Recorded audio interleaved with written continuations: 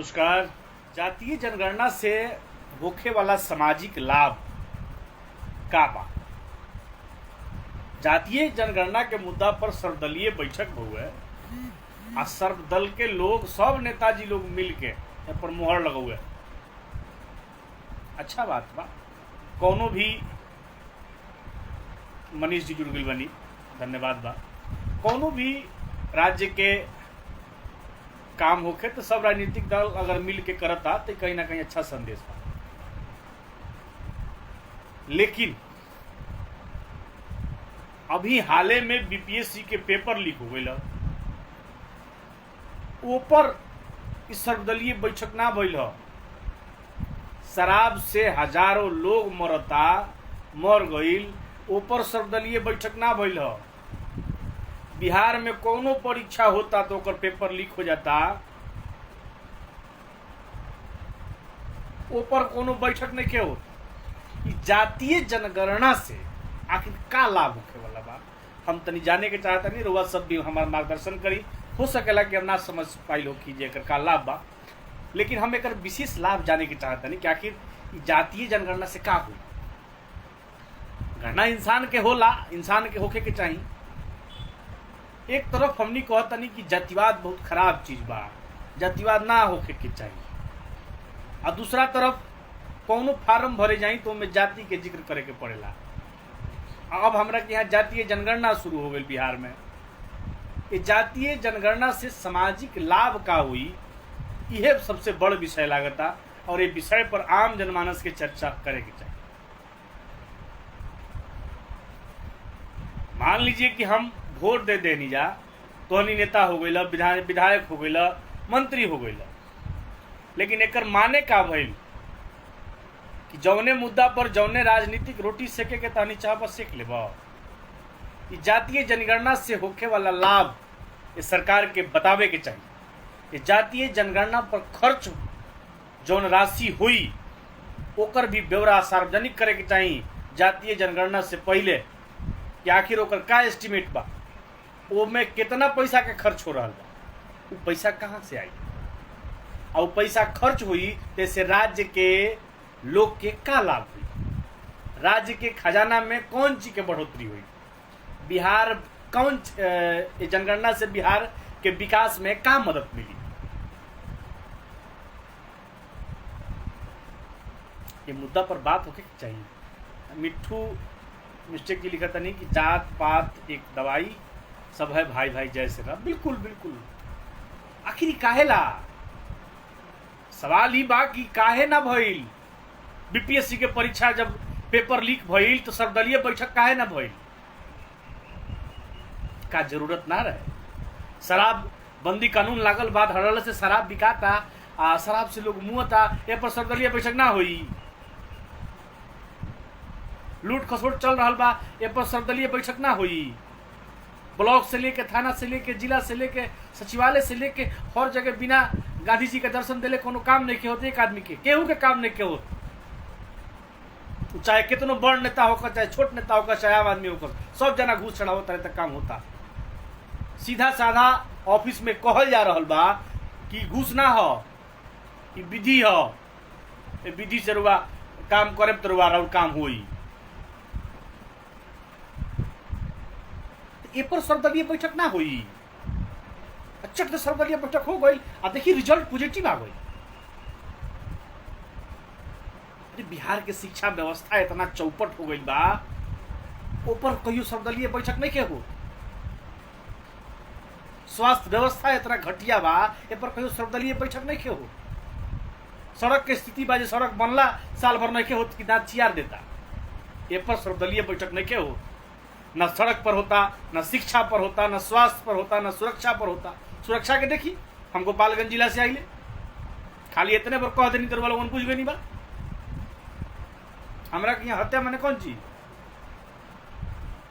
Normal चीज। अब बताइए खैनी खातिर हत्या हो गई हमरा। एक दिन देखनी काले ने न्यूज सही है कि झूठा, अथेंटिक नहीं के वो एक तो एडिट करके कुछ डाल देता रहे सन। आज तक के ले लेता रहे सब बैनर, ऊपर कुछ लिख के डाल देता रहे सन। तो हम देखनी खैनी खातिर हत्या हो गई। मुर्गा मछली वाला अंडा वाला अपने समझ सुन नहीं रहनी, तो गोपालगंज घर बात कमनाबाद के डोर बना, यहाँ हथियार गोली चलते रहेला। हमनी के बहुत संत आदमी है सब, हमनी के सब लोग से कोनो संबंध नहीं है।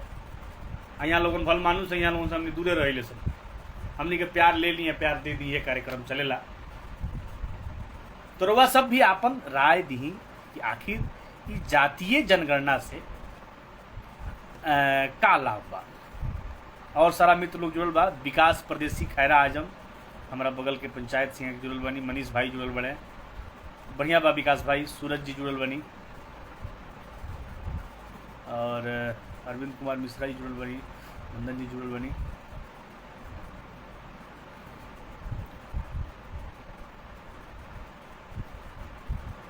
प्रमोद प्रकाश जी जुड़ल बनी। बेरोजगारी भी बढ़ गई बा, बिल्कुल भाई बिल्कुल।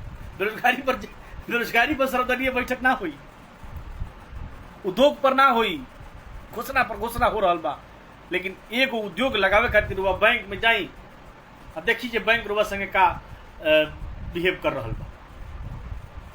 युवा दौड़त तारन, रोजगार नहीं के मिले तो ऊपर चर्चा ना हुई। अपराध इतना चरम पर बा, ऊपर चर्चा ना हुई। अभी कुछ दिन पहले एगो लड़का हमनी के बिहार के गूगल के कुछ देर खातिर हैक कैले रहे, रुआ सब न्यूज देख ले। बिहार सरकार ओकरा पर फोकस ना कैलक, कहने हमरा जानकारी थोड़ा सा अधूरा बा कि भाई बिहार में ही बाड़न ना कि विदेश चल गइलन। चूंकि जे भी ओसन हीरा निकलेला ओकरा के जो बड़ा बड़ा देश बाड़ी सन तो हायर कर लेली सन, बड़ा बड़ा कंपनी बाड़ी तो हायर कर लेली सन। लेकिन बिहार सरकार ओकरा के हायर ना करी। बिहार सरकार के जाति निवास आय के साइट सर्विस प्लस जोन होला, सर्विस प्लस चाहे CSC भइल चाहे जौन भी सरकारी साइट बाड़ी और बजाई, अगर ये 7 दिन में, सप्ताह के 7 दिन में 4 दिन उस सर्वरे फेल बाड़े। काहे फेल बाड़ो? तो ऊपर खर्चा नहीं हो। जौन मेरिटोरियस लड़का बाड़े सन, जौन ओकरा के दुरुस्त कर सकेलन, जाना के लगे क्षमता बा, ओकनी के ज्वाइन ना करावल जाए, ओकनी पर काम ना कल जाए, बहाली ना निकालल जाए, ताकि लड़का अपना राज्य खातिर काम कर सके, यहाँ 2 रुपया कमा सके। ये पर सर्वदलीय बैठक ना हुई। सर्वदलीय बैठक जो भइल है व्यक्तिगत रूप से हमारा बड़ा प्रिय लगा। हम हर वो आदमी से जाने के चाहते नहीं कि भाई जातिगत आरक्षण जातीय जनगणना से होखे वाला फायदा बताओ भाई, कि आखिर से फायदा का बा। आ जो राशि व्यय हुई उ राशि काहे नहीं के लइकन के जो है परीक्षा के फार्म भरेला सब, पानी के तो फार्म भरवा लेता लोग, अब परीक्षा लेवल लोगन ना, पेपर लीक करा देवल लोगन। लइकन के फार्म भरे में कितना पैसा लागेला, परीक्षा देवे जाए में जो खर्चा लागेला वो तो डांड हो जाता हो। तो काहे नहीं के सरकार ये फ्री करा दे? सरकार के ही फ्री करावे के चाहिए, पेपर नु पैसा खर्चा होके चाहिए, लड़का के फार्म भरे में पैसा ना लागे। अब एगो BPSC के फार्म भरत तारे से लड़का, एक बेर भरलक फिर भरलक। रेलवे वाला एगो पटना, हम अपना दोस्त के डेरा पर रहनी तो बगल के एगो लड़का बढ़ल, तो उनका से संवाद होखे लगल। तो उ कलन हमनी के जो कॉमेडी वीडियो बनाई ले सन, तो कल हमरो के साथ राखिए। भाई आवो, स्वागत बा, हमनी के तो खोजबे करी ले सब। उस आदमी से हम बात करने लगे भाई साहब, उसकी जब पीड़ा को हम समझे ना, मेरे आंखों में आंसू आ गया। कॉमेडी बनाने के लिए जो लड़का आया था, हंसते हंसते बात कर रहा था, और हंसते हंसते बेचारा रोने लगा। और क्या बताए उसकी पीड़ा क्या थी। मैं जब जब याद करता हूं मेरे आंखों में आंसू चले आते। वो लड़का पिछले 6 साल से तैयारी कर रहा है, 5 साल से तैयारी कर रहा है, परीक्षा नहीं हो रहा है। क्यों एग्जाम दे, रिजल्ट आए चाहे ना आए वो तो बाद की बातें हैं। शादी हो गई है उसकी, परिवार वाले ताना मारते हैं, सगे संबंधी ताना मारते हैं, सब लोग पूछते का हो तू पढ़ते हुआ, नौकरी वोकरी ना भइला। लड़का रोने लगा कि हम लोग तो बर्बाद हो गए भैया। कभी कभी फ्रस्ट्रेशन में मन करता है सुसाइड कर ले, अब तो जीवन से तंग आ गए। इस पर सर्वदलीय बैठक नहीं होगा। अरे महाराज, आपके राज्य के लड़के आपकी व्यवस्था से, आपकी लचर सिस्टम से, लचर व्यवस्था से आजीज होकर सुसाइड करने की सोच रहे हैं, जीवन से तंग आ रहे हैं। आए दिन बच्चे हॉस्टलों में और लॉजों में खबरें आती है कि काट के अपने लड़का सबको पढ़ने के लिए शहरों में भेजता है, पटना जैसे शहर में, दिल्ली जैसे शहर में लोग भेजता है। और उस लड़के को पता चलता है कि वो तैयारी कर रहा है, एग्जाम में नहीं हो रहा है, 5 साल तैयारी किया, एग्जाम नहीं हुआ, बेरोजगारी की माल झेल रहा है। इस पर सर्वदलीय बैठक नहीं होगा। सवाल करना चाहिए, लेकिन लोगों की भी दिक्कत है, भूल जाते हैं, हम लोग झट से भूल जाते हैं। और मजा का विषय यह है कि हमारे भारतीय राजनीति में जो भी नेता है, मैं किसी दल विशेष और व्यक्ति विशेष पर टिप्पणी नहीं कर रहा हूं, क्योंकि हमने सबको देखा है और हमने अनुभव किया है कि सब एक ही सिक्के के दो पहलू। कारण क्या है? इसमें सिर्फ वो लोग ही दोषी नहीं हैं, हम आम जनमानस के लोग सबसे बड़ी गुनाहगार हैं। जब चुनाव आता है हम बट जाते हैं जातियों में, क्षेत्रवाद में, माल पर, मुर्गा पर, दारू पर, भूल जाते हैं कि हमारा कल क्या है, हमारे आने वाले बच्चों का भविष्य क्या है।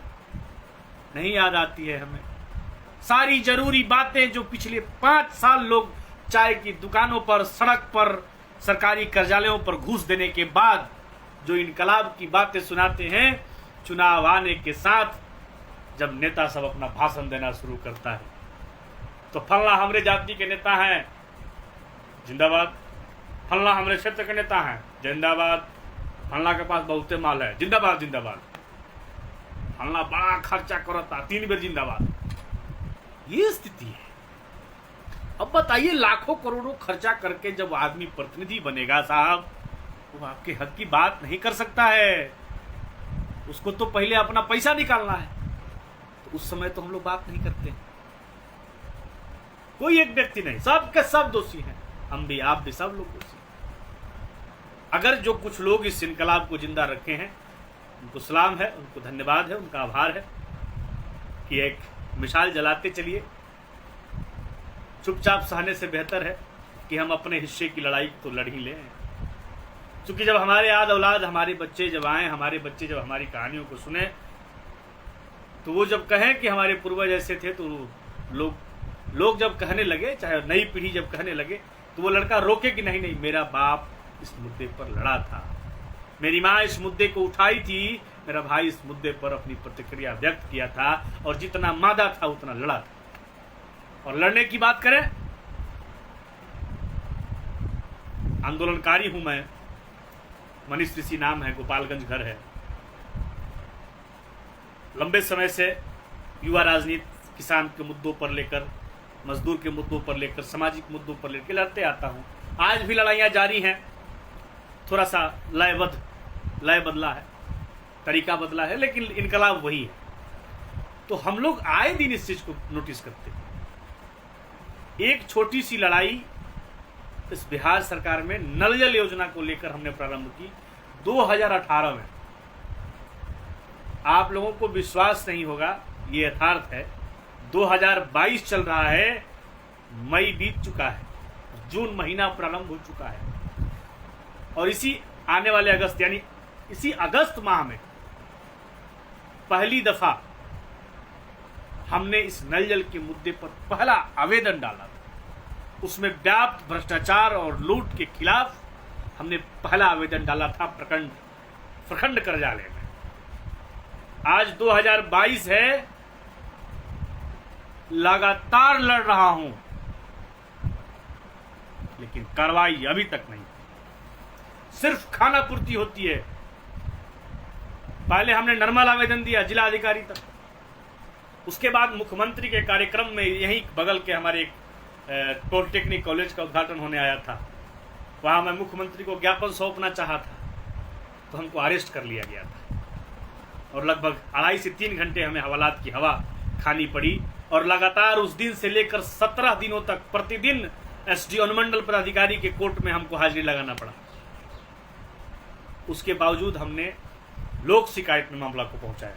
हमारे माननीय मुख्यमंत्री जी लोक शिकायत का बड़ा प्रचार करवा रहे थे, हमको लगा कि नहीं भाई, यहाँ से काम हो जाएगा। लोक शिकायत में अनुमंडल लोक शिकायत, फिर जिला लोक शिकायत, फिर कमिश्नरी लोक शिकायत, सब जगह से आदेश हुआ, हमारा जो आरोप था उसको सही पाया गया, उसका हमारे पास चिट्ठी है, समाहरणालय का आदेश है, लेकिन कार्रवाई नहीं हुई। 30 दिनों के अंदर कार्रवाई करनी थी। वीडियो साहब एक थे यहाँ, अरविंद गुप्ता, नहीं कार्रवाई किया वो व्यक्ति, कोई कार्रवाई नहीं हुई। फिर उसके बाद हमने आरटीआई में उस मामले को पहुंचाया, सॉरी उस आदेश का हमने रिमाइंडर भी किया। 3-4 माह का समय उसमें व्यतीत हुआ। उसके बाद मैं आरटीआई डाला। आरटीआई में भी मेरा आवेदन पिछले 2 माह से राज्य सूचना आयोग में जा चुका है, लेकिन कार्रवाई नहीं हुई। उस समय जो लोग ठेकेदार हुआ करते थे, जो प्रतिनिधि हुआ करते थे, वो लोग इस चुनाव में अक्सर लोग बदल गए। फिर से चुनाव हो गया, फिर से उनका शासन चलने लगा, लेकिन कार्रवाई नहीं हुई। भ्रष्टाचार वही का वही रहा। 99% नल जल योजना जहां लगा है, आज के डेट में अधिकांश जगहों पर हमने आंकड़ा जो लिया है, 10 में 8 नल जल का पानी नहीं टपक रहा है। क्यों नहीं टपक रहा है? तो सुबह बताती है शाम कैसी होगी, और खंडहर बताती है कि इमारत बुलंद रही होगी।